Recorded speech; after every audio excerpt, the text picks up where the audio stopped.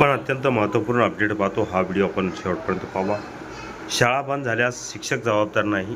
काम नसलेल्या कालावधीतील वेतन देण्याचे उच्च न्यायालयाचे आदेश. 18 जून 2026चा महत्त्वपूर्ण निकाल. निकालाची प्रत डिस्क्रिप्शन बॉक्समध्ये आपण देणार आहोत.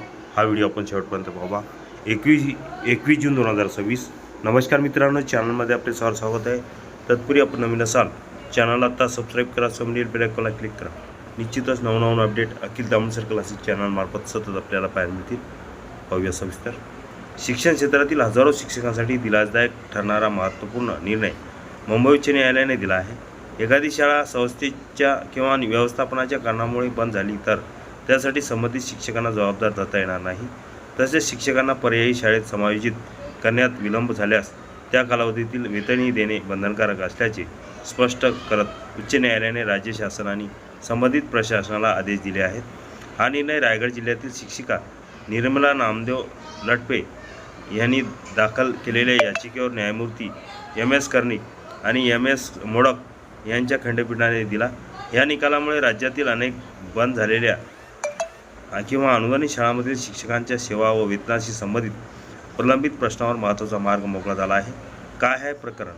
निर्मला लटपे ह्या रायगड जिल्ह्यातील एका अनुदानित शाळेत शिक्षिका म्हणून कार्यरत होत्या. संस्थेने नियमाचे पालन न केल्यामुळे संबंधित शाळा बंद करण्याचा निर्णय घेण्यात आला. शाळा बंद झाल्यावर नंतर शिक्षिकेच्या सेवा संपुष्टात आली नाही. मात्र त्यांना दुसऱ्या शाळेत समायोजित करण्यात प्रशासनाकडून विलंब झाला. 14 जून 2003 ते 5 फेब्रुवारी 2004 ह्या कालावधीतील त्या प्रत्यक्ष अध्यापन कार्यावर नव्हत्या. ह्याच कालावधीत वेतन देण्यास प्रशासनाने नकार दिला. शाळा बंद झाल्यानंतर शिक्षकांनी काम केले नसल्याने वेतन देण्याचा प्रश्नच येत नाही असा युक्तिवाद प्रशासनाने केला होता. उच्च न्यायालयाचे स्पष्ट निरीक्षण. न्यायालयाने सुनावणी दरम्यान महत्त्वपूर्ण निरीक्षण नोंदवले की शाळा बंद होण्यामागे शिक्षकांचा कोणताही द्वेष नव्हता. संस्थेच्या कारभारातील त्रुटीमुळे शाळा बंद झाली होती. त्यामुळे शिक्षकांना त्याचा फटका बसू नये. खंडपीठाने नमूद केले की शाळा बंद झाल्यानंतर संबंधित शिक्षिकेला पर्यायी शाळेत समायोजित करणे ही प्रशासनाची जबाबदारी होती. प्रशासनाकडून समायोजन प्रक्रियेत झालेल्या विलंबामुळे शिक्षिका अध्यापन कार्य करू शकल्या नाहीत. खंडपीठाने नमूद केले शाळा बंद झाल्यानंतर संबंधित शिक्षिकेला पर्यायी शाळेत समायोजित करणे ही प्रशासनाची जबाबदारी होती. प्रशासनामुळे समायोजन प्रक्रियेत झालेल्या विलंबामुळे शिक्षिका अध्यापन कार्य करू शकल्या नाहीत. त्यामुळे त्या कालावधीत वेतन प्रकरणे अन्यायकारक ठरेल. न्यायालयाने स्पष्ट केले की कर्मचारी कामावर उपस्थित नसल्याचे कारण जर प्रशासनाच्या विलंबामुळे निर्माण झाले असेल तर त्यासाठी कर्मचाऱ्याला दोषी धरता येणार नाही. वेतन थकबाकी देण्याचे आदेश. याचिकेवरील सुनावणीनंतर उच्च न्यायालयाने संबंधित अधिकाऱ्यांना शिक्षिका निर्मला लटपे यांना 14 जून 2003 ते 5 फेब्रुवारी 2004 या कालावधीतील वेतनाची थकबाकी अदा करण्याचे आदेश दिले आहेत. त्यामुळे तब्बल 2 दशकाहून अधिक काळ प्रलंबित असलेल्या वेतनाच्या प्रश्नावर शिक्षिकेला न्याय मिळाला आहे. सेवा कायम ठेवण्याची मागणी. याचिकेत निर्मला लटपे यांनी आणखीन एक महत्त्वाची मागणी केली होती. त्याची नियुक्ती मूळ शाळेत 1995 मध्ये झाली होती. शाळा बंद झाल्यानंतर त्यांना दुसऱ्या शाळेत समायोजित करण्यात आले.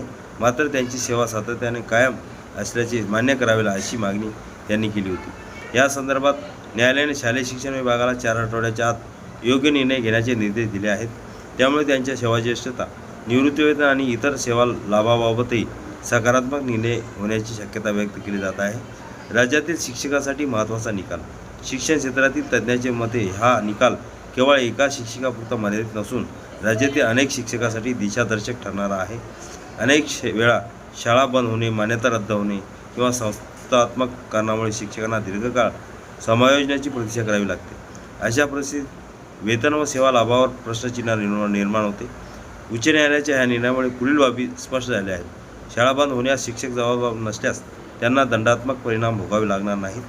समायोजित प्रक्रियेत झालेल्या प्रशासनाच्या विलंबनाचा आर्थिक फटका शिक्षकांना बसू नये. सेवा सातत्याच्या प्रश्न प्रशासनाने न्याय पद्धतीने निकाली काढणे आवश्यक आहे. शिक्षकांचे वेतन व सेवा हक्क संरक्षित ठेवण्याची जबाबदारी शासनाने शिक्षण विभागावर आहे. शिक्षक संघटनाकडून स्वागत. उच्च न्यायालयाच्या या निर्णयामुळे विविध शिक्षक संघटना आणि शिक्षण क्षेत्रातील कार्यकर्त्यांनी स्वागत केले आहे. अनेक वर्षांपासून बंद झालेल्या शाळेतील शिक्षकांच्या वेतन आणि सेवा सातत्याच्या प्रश्नावर संघर्ष सुरू असून या निकालामुळे अशा शिक्षकांना न्याय मिळण्याचा मजबूत आधार मिळाल्याचे मत व्यक्त करण्यात आले आहे. शिक्षकांच्या हक्काचे संरक्षण करणारा आणि प्रशासनाला जबाबदारीची जाणीव करून देणारा हा निर्णय राज्यातील शिक्षण क्षेत्रासाठी महत्त्वाचा टप्पा मानला जात आहे. या कोर्टाचा निर्णय डिस्क्रिप्शन बॉक्समध्ये तिथून डाउनलोड करू शकतात. हा व्हिडिओ उपयोगी वाटल्यास लाईक शेअर आणि अखिल तामसर क्लासेस चॅनलला सबस्क्राईब करा, लाईक करा, कमेंट्स करा. मित्रांना शेअर करायला विसरू नका. असेच नवनवीन अपडेट आपल्यापर्यंत सहज पोहोचतील.